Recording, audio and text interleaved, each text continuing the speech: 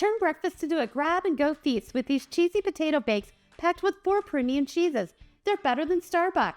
Start by boiling diced red potatoes in salted water until they're fork tender. This will take about 15 minutes. Once done, let them cool completely on a wire rack.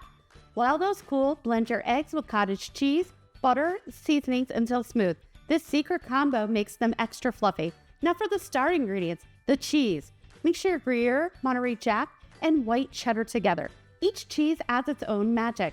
Layer your cool potatoes, cheese mixture, and chopped spinach into a greased muffin tin. Pour your egg mixture over, leaving room for them to puff up. Top with cheddar cheese and fresh chives.